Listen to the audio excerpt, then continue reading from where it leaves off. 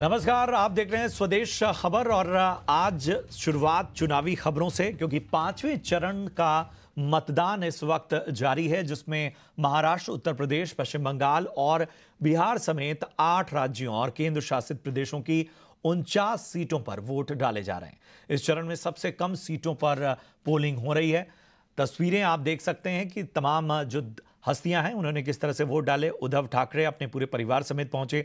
महाराष्ट्र के मुख्यमंत्री एकनाथ शिंदे ने भी वोट डाला। इसके साथ ही बॉलीवुड की कई हस्तियों ने भी अपने मताधिकार का इस्तेमाल किया। आपको बता दें, पांचवें चरण में करीब 9 करोड़ वोटर्स अपने मताधिकार का इस्तेमाल करेंगे। इस चरण में 695 प्रत्याशी मैदान में हैं और वोट डालने के लिए करीब 95,000 पोलिंग बूथ बनाए गए हैं। मुंबई की 6 लोकसभा सीटों पर भी मतदान हो रहा है। हालांकि मुंबई और महाराष्ट्र की जो वोटिंग है वो काफी स्लो नजर आ रही है। कॉर्पोरेट और फिल्म इंडस्ट्री से जुड़े कई लोगों ने सुबह सुबह मतदान किया। आप तस्वीरों में देख सकते हैं, स्मृति ईरानी और इससे पहले पीयूष गोयल ने भी अपने मताधिकार का इस्तेमाल किया। बसपा सुप्रीमो की तस्वीर आप देख रहे हैं, उन्होंने लखनऊ में अपना वोट किया। अक्षय कुमार सुबह सुबह पहुंचे और यहां उन्होंने खासतौर पर संदेश भी दिया और कहा कि विकसित भारत के लिए वोट उन्होंने किया और वो चाहते हैं कि सभी देशवासी, आप देख सकते हैं फरहान अख्तर, उनकी बहन जोया अख्तर, उनकी मां हनी ईरानी, ये सभी पहुंचे और इन्होंने परिवार समेत वोट डाला। इसके अलावा अनिल अंबानी भी सुबह सुबह पहुंचे और उन्होंने अपना वोट कास्ट किया। अब चलिए आपको कुछ अहम तस्वीरें दिखाते हैं जो कि आज के मतदान की बड़ी दिलचस्प तस्वीरें हैं। तो इन 5 तस्वीरों के जरिए आप समझ सकते हैं कि किस तरह से उत्साह, क्या आम क्या खास। एक तस्वीर आप देख रहे हैं आम लोगों की जो कि पहुंच रहे हैं वोटिंग करने के लिए। दूसरी तस्वीर में आप देख सकते हैं राजनीतिक जगत की हस्तियां जो हैं उन्होंने वोट कास्ट किया। कॉर्पोरेट के दिग्गज पहुंचे, बॉलीवुड के तमाम हस्तियां पहुंची और सबसे है जूलियो रिबेरो। जी हां, एक मिसाल है क्योंकि उन्होंने आज़ादी के बाद भी पहला वोट कास्ट किया था और अब 95 साल की उम्र में भी वो पहुंचे वोट कास्ट करने। उनसे हमारे संवाददाता ने भी खास बातचीत की। ये सभी बातचीत और तमाम तस्वीरें हम आपको इस बुलेटिन में दिखाएंगे। और चलिए अब आपको बताते हैं कि सुबह 11 बजे तक आखिर वोटिंग प्रतिशत किस तरह का रहा है, वोटिंग के आंकड़े क्या कहते हैं। तो शुरुआती 4 घंटे में करीब 23.5% वोटिंग अब तक हुई है, जिसमें पश्चिम बंगाल में सबसे ज्यादा करीब 33% लोगों ने वोट डाले हैं। वहीं उत्तर प्रदेश में करीब 28% वोटिंग हुई है। झारखंड की बात करें तो 26% वोटिंग अब तक हो चुकी है। लद्दाख में 28.5% और महाराष्ट्र में सबसे कम 11 बजे तक का आंकड़ा बता रहे हैं 16% वोटिंग की खबरें हैं। तो महाराष्ट्र और मुंबई में सबसे कम, पश्चिम बंगाल में सबसे ज्यादा 33% की वोटिंग नजर आई है। चलिए अब रुख करते हैं जरा मुंबई का जायजा लेने के लिए और मेरे सहयोगी अनुराग शाह मेरे साथ इस वक्त बने हुए हैं। अनुराग, चिंता मुंबई के पोलिंग परसेंटेज को लेकर सामने आ रही है। महाराष्ट्र के पोलिंग परसेंटेज को लेकर सामने आ रही है। सबसे कम पोलिंग जो है वो महाराष्ट्र में नजर आ रही है। आप सुबह से डटे हुए हैं, अलग अलग बूथ का आपने जायजा भी लिया। क्या खास क्या आम, सभी से आपने बातचीत की। क्या लग रहा है कि दिग्गजों की अपील भी बेअसर है? क्या लोग लॉन्ग वीकेंड मनाने चले गए, इसे छुट्टी समझ लिया है? कम से कम यही कहना होगा, क्योंकि इतनी कम वोटिंग, वो भी एक ऐसे जागरूक राज्य में, ये बहुत ही चिंताजनक है। देखिए, जैसा कि आपने बताया कि महाराष्ट्र में करीब 16% वोटिंग हुई है 11 बजे तक, तो वही आंकड़ा मुंबई का भी है। 15.5 से लेके 16% तक वोटिंग हुई है 11 बजे तक। और मैं मुंबई की जिस कॉन्स्टिट्यूंसी में मैं अभी हूं, मुंबई साउथ कॉन्स्टिट्यूंसी सबसे पॉश कॉन्स्टिट्यूंसी मानी जाती है, तो वहां पर जो वोटिंग परसेंट है वो 12.5% है। और हिस्टोरिकली भी हम देखें, 2014 की बात करें या 2019 की बात करें, तो दोनों चुनावों में जो वोटिंग परसेंट था वो 50 से 51% ही रहा था। 2009 के तो अंदर तो ये वोटिंग परसेंट मात्र 40% रहा था, जो देश की सबसे पॉश कॉन्स्टिट्यूंसी में मानी जाती है, जहां से देश के बड़े बड़े दिग्गज आते हैं। जिस कॉन्स्टिट्यूंसी में आरबीआई गवर्नर से लेके मुकेश अंबानी से लेके कॉर्पोरेट इंडिया के बड़े बड़े दिग्गज आते हैं, तो उस कॉन्स्टिट्यूंसी का जो वोटिंग परसेंटेज का जो ट्रैक रिकॉर्ड भी है वो भी कमजोर ही रहा है। पिछले 3-4 चुनावों का देखें और अभी भी कम ही लग रहा है। अभी 11 बजे तक का जो आंकड़ा है वो 12.5% तक का ही है मुंबई साउथ कॉन्स्टिट्यूएंसी के लिए। तो इसमें कई सारे फैक्टर हो सकते हैं कि जैसे जैसे अभी दिन आगे बढ़ेगा, क्योंकि सुबह के वक्त में गर्मी है, तो दिन आगे बढ़ते बढ़ते भी लोग बाहर आएंगे, क्योंकि 5 बजे तक का वक्त है। तो उसके बाद में देखने को मिल सकता है कि क्या वोटिंग टर्नआउट बढ़ता है या नहीं। और इसके अलावा इस बार का जो मुंबई की अगर हम बात करें तो चुनाव काफी अलग है, अलग इस दिशा में है क्योंकि मुंबई के अंदर जो फ्रीक्वेंसी रही है वोटर्स की वोट डालने की वो 2 से 2.5 साल रही है। अगर हम पिछले 25 साल का ट्रैक रिकॉर्ड देखें तो लोकसभा और विधानसभा चुनाव एक ही साथ होते हैं 6 महीने के गैप में, और विधानसभा चुनाव के 2.5 साल बाद जो बीएमसी म्युनिसिपल कॉर्पोरेशन का इलेक्शन होता है वो होता है। लेकिन इस बार वो किसी कारणों से बीएमसी इलेक्शन नहीं हुए, तो वोटर्स के पास जो है वो 4.5 साल के बाद वोट डालने का मौका मिला है। तो उम्मीद ये की जा रही है कि इस बार एंथुजियाज्म थोड़ा रहेगा, क्योंकि 4.5 साल के बाद आपको वोट डालने का मौका मिल रहा है। अक्टूबर 2019 के अंदर आखिरी बार मुंबई में वोटिंग हुई थी, और उसके बाद ये मौका आया है पार्लियामेंट्री इलेक्शन का, जिसमें वोटर्स जो है वो वोट डालेंगे। इसके अलावा हम बात करें कि इस बार के लोकसभा चुनाव के अंदर मुंबई के अंदर इंफ्रास्ट्रक्चर से जुड़ा हुआ एक बड़ा मुद्दा है। जिस तरह से हमने देखा कि बड़े इंफ्रास्ट्रक्चर प्रोजेक्ट्स आए हैं, जिसमें अगर हम बात करें अटल सेतु की बात करें, कोस्टल रोड की बात करें, मेट्रो रेल नेटवर्क की बात करें, तो ये भी वोटर्स के अंदर बातचीत का मुद्दा है। ये तमाम पहलू हैं, लेकिन दिलचस्प मुकाबला तो है। लेकिन जो सबसे बड़ी चिंता है कि इस दिलचस्प मुकाबले, तमाम बदले समीकरणों के बीच वोटर्स आखिर बड़ी संख्या में घर से बाहर क्यों नहीं निकल रहे। तो हमारी अपील खासतौर पे महाराष्ट्र और मुंबई के वोटर्स से कि एक जागरूक मतदाता का परिचय दीजिए, घरों से बाहर निकलिए और अपने मताधिकार का इस्तेमाल कीजिए। चलिए इस बीच चलते हैं हमारे सहयोगी साहिल सुहेल के पास, जो कि कश्मीर से हमारे साथ इस वक्त जुड़ रहे हैं। और यहाँ पर भी आपको बता दें कि बारामूला सीट पर मतदान इस वक्त हो रहा है। उमर अब्दुल्ला चुनावी मैदान में है, उनका मुकाबला कहा जा रहा है कि सज्जाद लोन से सीधा है, लेकिन जो पूर्व विधायक रहे हैं अब्दुल रशीद शेख, उनके मुकाबले में आने से ये मुकाबला थोड़ा सा ट्रायंगुलर भी हो गया है। और चूंकि आर्टिकल 370 निरस्त होने के बाद ये सबसे बड़ा चुनाव फिलहाल हम देख रहे हैं जम्मू कश्मीर में, तो वहां पर किस तरह का उत्साह है। जाहिर सी बात है, सुरक्षा के बीच, कड़ी सुरक्षा के बीच वहां पर मतदान होता है। साहिल, जरा बताएं सबसे पहले कि किस तरह का जो मतदाताओं में एक उत्साह है वो नजर आ रहा है, सुरक्षा के वहां पर किस तरह के इंतजाम हैं, और कुछ समीकरण तो मैंने सामने रखे, वहां के इक्वेशन फिलहाल क्या है।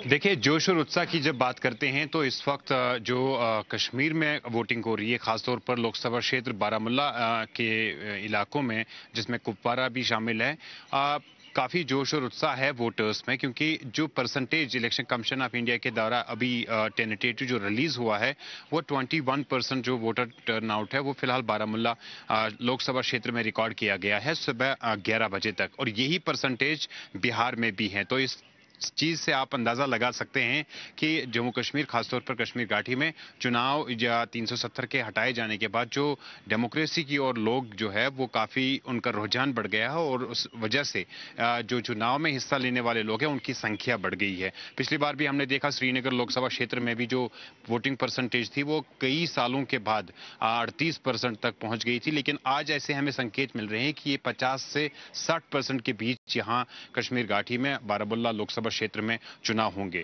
सुरक्षा के कड़े इंतजाम किए गए हैं, क्योंकि हमने देखा कि दक्षिण कश्मीर के पहलगाम और शुपियां में कल परसों देर शाम जो है 2 ऐसे इंसिडेंट्स हुए जहां पर एक भारतीय जनता पार्टी के कार्यकर्ता को निशाना बनाया और दूसरी जगह पे 2 जो टूरिस्ट है उनको निशाना बनाया गया था। यहां इस वक्त मैं बारामूला के एक पोलिंग स्टेशन के बिल्कुल पास खड़ा हूं, और ये तस्वीरें भी दिखाना बहुत जरूरी है कि महिलाएं जो है वो अपनी लाइन में खड़ी खड़ी हैं, अपनी बारी का इंतजार कर रही हैं, अपने वोट का जो उनका हक है उसको देने के लिए जो है वो आज सुबह से ही लगातार जो मतदान केंद्र है, सेंटर है, वहां पे जा रहे हैं। जब कंटेस्ट की बात आती है तो ट्रायंगुलर कंटेस्ट है, क्योंकि बारामुल्ला से जम्मू कश्मीर के पूर्व मुख्यमंत्री और नेशनल कॉन्फ्रेंस के वाइस प्रेसिडेंट उमर अब्दुल्ला चुनाव लड़ रहे हैं। उनके मुकाबले में सज्जाद गनी लोन, जो कि पीपल्स कॉन्फ्रेंस के प्रेसिडेंट है, वो चुनाव लड़ रहे हैं। पीपल्स कॉन्फ्रेंस के जो कैंडिडेट है सज्जाद गनी लोन, उनको जम्मू कश्मीर अपनी पार्टी और भारतीय जनता पार्टी से भी इस वक्त समर्थक मिला है, जबकि जो नेशनल कॉन्फ्रेंस के कैंडिडेट हैं उमर अब्दुल्ला, उनको अलायंस पार्टीज का सपोर्ट है, जिसमें कांग्रेस शामिल है। पीडीपी ने भी अपने उम्मीदवार को यहां पे उतारा है, लेकिन पीडीपी की ज्यादा मजबूती उत्तरी कश्मीर में नहीं देखने को मिल रही है। हालांकि जो इंडिपेंडेंट कैंडिडेट है यहां पे, पूर्व विधायक इंजीनियर रशीद, अभी तिहाड़ जेल में बंद है, तो पिछले एक हफ्ते के दौरान जो उसके 2 बेटों ने कैंपेन की है, उसमें उन्होंने काफी ज्यादा भीड़ जो है वो जमा करने में सफलता रहे, तो उससे जो एक कॉन्टेस्ट है वो काफी इंटरेस्टिंग बन रहा है। जो वोटिंग परसेंटेज है उस पर भी आधारित होगा कि किस तरफ ये चुनाव जाएगा, लेकिन उससे बढ़कर जो लोकतंत्र की जीत जम्मू कश्मीर में, खासतौर पर कश्मीर घाटी में देखने को मिल रही है। मेरे साथ एक यहाँ पे ये रहने वाले एक वोटर भी है जिन्होंने अपने वोट का आज इस्तेमाल किया। क्या मुद्दे आपके जहन में रहे जब आप पोलिंग बूथ के अंदर गए और अपना वोट डाला? क्या बड़े मुद्दे हैं जिन पे जो है आप वोट कर रहे थे? सबसे पहले मैं शुक्रिया अदा करता हूँ कि आप यहाँ पर आए और यहाँ का मंजर आज बजाज खुद देखा, क्योंकि इस वक्त हर लोग ये मुद्दा ढूंढ रहे हैं कि सबसे पहले बेरोजगारी है यहाँ पर ज़्यादातर, उसके अलावा महंगाई के खिलाफ वोट दिया है लोगों ने, और बेरोजगारी भी चरम पर है, महंगाई भी चरम पर, करप्शन के खिलाफ भी वोट दिया है। तो काफ़ी ज़्यादा लोग इस बार आ रहे हैं, पोलिंग बूथ पे वोट दे रहे हैं, तो ये बदलाव, इसके पीछे क्या रीज़न है? इसके पीछे रीज़न ये है कि लोग अब तंग आ गए हैं, क्योंकि इलेक्शन नहीं कई सालों से यहाँ हो रहे हैं। लोग चाहते हैं यहाँ इलेक्शन, जमहूरियत में भरोसा रखते हैं कश्मीरी, खासकर रियासत जम्मू कश्मीर के लोग। इसी हिसाब से यहाँ पर लोग जोग दर जोग निकल रहे हैं। तो इसके अलावा जो सिक्योरिटी की व्यवस्था है वो भी काफ़ी ज़्यादा सुधर गई। इससे पहले इलेक्शन बाइकाट हुआ करते थे, लेकिन वो जो इलेक्शन बाइकाट का मामला है वो ख़त्म हुआ है। लोगों को एक कॉन्फिडेंस मिला है, वो अपने घरों से बाहर आ रहे हैं, पोलिंग बूथ पे जा रहे हैं, अपने वोट का इस्तेमाल कर रहे हैं। 22 उम्मीदवार इस लोकसभा क्षेत्र से चुनाव लड़ रहे हैं और 17.5 लाख के करीब वोटर्स है जो इन 22 कैंडिडेटों का के मुस्तकबिल का फैसला करेंगे। लेकिन मुख्य तौर पे देखेंगे तो मुकाबला नेशनल कॉन्फ्रेंस और पीपल्स कॉन्फ्रेंस के दरमियान होगा। इंजीनियर रशीद भी इसमें एक अहम भूमिका निभा रहे हैं। बहुत बहुत शुक्रिया करेंगे आपका साहिल, और तमाम बातें बड़ी तफसील से आपने बताई। इसके साथ ही बहुत बहुत शुक्रिया अनुराग आपका भी मुंबई से ग्राउंड रिपोर्ट देने के लिए। और इन सब के बीच में बढ़ते हैं आगे, और मुंबई के पेड्डर रोड से हमारे संवाददाता अंकुर मिश्रा ने अब से थोड़ी देर पहले वहां का जायजा लिया, आपको दिखाते हैं। हम यहाँ पे एक्टिविटी हाई स्कूल में खड़े हुए हैं, जहाँ पर कई बड़े कॉरपोरेट्स आकर वोट कर रहे हैं। हमने देखा सुबह सुबह सबसे पहले शक्तिकांता दास, आरबीआई के जो गवर्नर हैं, उन्होंने अपना वोट के राइट को एक्सरसाइज किया। हमारे पीछे आप देख सकते हैं कि यहाँ पर कुछ स्पेशल अरेंजमेंट्स भी किए गए हैं उन वोटर्स के लिए जहाँ पर किसी तरीके की कोई दिक्कत है। खासकर सीनियर सिटीजन्स और डिसेबल्ड के लिए स्पेशल असिस्टेंस प्रोवाइड किया जा रहा है, और साथ में पोलिंग ऑफिशियल्स उनको असिस्ट भी कर रहे हैं। हमारे पीछे आप देख सकते हैं कि ये जो पोलिंग बूथ है उसके यहाँ पे बैरिकेड लगाए हुए हैं, लेकिन अगर आपको किसी तरीके की कोई समस्या है, डिसेबल्ड है, तो वहाँ से भी अंदर आने की परमिशन है। तो पिछली बार जो मुंबई में वोटर टर्नआउट कम हुआ था, उसके चलते यहाँ पर कुछ स्पेशल अरेंजमेंट्स जरूर किए गए हैं अलग अलग बूथ्स में। पोलिंग ऑफिशियल्स एटलीस्ट पूरी कोशिश कर रहे हैं कि लोग ज़्यादा से ज़्यादा संख्या में आके वोट करें, और इस पर्टिकुलर बूथ पे न सिर्फ शक्तिकांता दास बल्कि कई और बड़े कॉरपोरेट्स भी वोट कर रहे हैं। तमाम ग्राउंड रिपोर्ट आपने देख ली, और अब चलिए कुछ खास हस्तियों के वोटिंग की तस्वीरें और उनकी अपील बताते हैं। गृह मंत्री और लखनऊ लोकसभा सीट से उम्मीदवार राजनाथ सिंह ने भी अपना मताधिकार का इस्तेमाल किया। मैं देश के सभी मतदाताओं से ये अपील करना चाहता हूं कि वह आज के दिन अपने परिवार के सभी सदस्यों को साथ लेकर वह मतदान निश्चित रूप से करें, यही हमारी सबसे अपील है। अब देखिए, फैसला तो जनता के हाथों में है, लेकिन हम लोगों का एनडीए का संकल्प 400 प्लस का है। और वहीं केंद्रीय मंत्री स्मृति ईरानी ने अमेठी में अपना वोट डाला और लोगों से मतदान करने की अपील की। निवेदन करती हूं कि आप शीघ्रातिशीघ्र अपने मतदान केंद्र पर जाकर इस उत्सव में सहभागी बने। भारत और भारत के भविष्य के प्रति ये हमारी जिम्मेदारी है, इसका निर्वहन करें। मैं पुनः कहती हूँ, ये मेरा सौभाग्य है कि आज गौरीगंज में विकसित भारत के संकल्प के साथ गरीब कल्याण एवं महिला शक्ति को समर्पित एक नेता को, एक राष्ट्र सेवक को मैंने अपना मत दिया। अभिलाषी हूँ कि जनता उनको अपना स्नेह और आशीर्वाद निरंतर देती रहे। और इसी कड़ी में महाराष्ट्र के मुख्यमंत्री एकनाथ शिंदे, पूर्व मुख्यमंत्री उद्धव ठाकरे और बिहार के हाजीपुर सीट से उम्मीदवार और साथ ही एलजेपी के चीफ चिराग पासवान ने भी वोट डाला और लोगों से खास अपील की। अरे कितने नहीं, 100% चांसेस है महायुति महाराष्ट्र में जीतेगी, काम के बलबूते पे जीतेगी। केंद्र के काम के बलबूते, राज्य ने निर्णय लिए हुए काम के बलबूते पे ये महायुति जीतेगी। घर में बैठने वालों को लोग वोट नहीं करेंगे, फेसबुक लाइव करने वालों को वोट नहीं करेंगे, डायरेक्ट काम करने, ग्राउंड रियलिटी फील्ड पे काम करने वालों को वोट करेंगे। पूरी महाराष्ट्र की जनता देश का संविधान बचाने के लिए रास्ते पर उतर कर आई है और जुमलेबाजी को खत्म करने के लिए रास्ते पे उतरी है और मतदान करके अपने भविष्य में मतदान का अधिकार वो कायम रखेंगे। मैं हमेशा किसी भी महत्वपूर्ण दिन या जब भी महादेव का बुलावा आता है, भक्त हूँ मैं महादेव का, हमेशा उनका आशीर्वाद लेने में आता हूँ। जो कुछ भी हूँ उन्हीं के आशीर्वाद से हूँ। महादेव माता रानी ने ही मुझे सबसे कठिन परिस्थितियों में संभाला, धैर्य दिया, संयम दिया, उभारा उन परिस्थितियों से और आज मुझे यहाँ तक लेकर आए। मनोकामना कुछ बची नहीं है, उन्होंने इतना दिया है, ऐसे में सिर्फ उनका धन्यवाद करने आता हूँ। चलिए बढ़ते आगे। और एचडीएफसी ग्रुप के पूर्व चेयरमैन दीपक पारेख ने भी वोट डाला और लोगों से बड़ी संख्या में मतदान की अपील की। मुंबई में तो काफ़ी इंफ्रास्ट्रक्चर आ गया है, कोई भी गवर्नमेंट है आता है, इंफ्रास्ट्रक्चर अपना रेल रोड सब हो रहा है, हाउसिंग भी थोड़ा थोड़ा हो रहा है। सो गवर्नमेंट अच्छा काम कर रही है जो अभी है।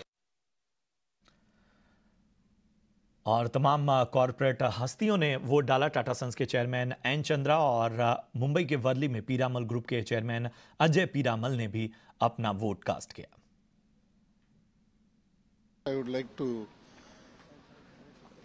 say that it's a great privilege to have the opportunity to vote, and I would request all Mumbaikars to come and exercise their franchise and vote today.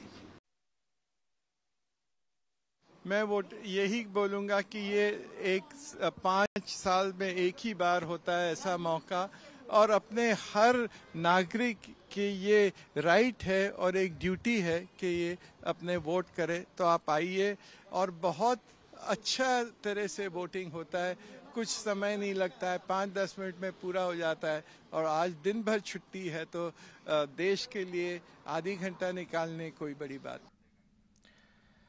बढ़ते हैं आगे। आज बड़ी खास तस्वीरें भी सामने आई। गृह मंत्रालय के पूर्व सचिव और पंजाब के पूर्व डीजीपी जूलियो रिबेरो 95 साल की उम्र में वोट डालने पहुंचे।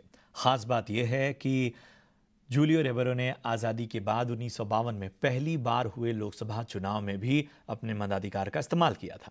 वोट डालने के बाद जूलियो रिबेरो ने कहा कि मतदान अधिकार है, अगर आप वोट नहीं कर रहे हैं तो आपको शिकायत करने का भी अधिकार नहीं है। आपका हक है और आपको कुछ देश का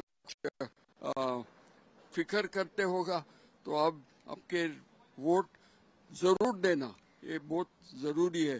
हर एक इसम का हक है। वहीं बॉलीवुड हस्तियों ने भी वोट डाला। इसी कड़ी में एक्टर परेश रावल ने भी मुंबई में अपने मताधिकार का इस्तेमाल किया, लोगों से खास अपील की। आगे चल के कहोगे कि सरकार ये नहीं करती वो नहीं करती और अभी आज आप मतदान नहीं करोगे तो उसके लिए जिम्मेदार आप हो। जिसने मतदान नहीं किया वो जिम्मेदार है और सरकार जिम्मेदार नहीं है। वहीं मुंबई में वोट डालने के बाद पूर्व क्रिकेटर सुनील गावस्कर ने कहा कि क्रिकेट और चुनाव में ज्यादा फर्क नहीं होता। I think they must make the effort, unless they have somebody is very seriously ill or whatever. But I think they must make the effort to cast a vote because it is their government. It's going to be their government. Their vote is going to be so important. So that is the message. वही मेरा संदेश है सबको कि कोशिश करिए, शाम तक सही पर कोशिश करिए और अपना बड़ा अमूल्य मत दीजिए। चलिए अब वक्त हो गया एक छोटे से ब्रेक का। ब्रेक के उस पार कुछ और अहम खबरें आपके सामने लेकर आएंगे।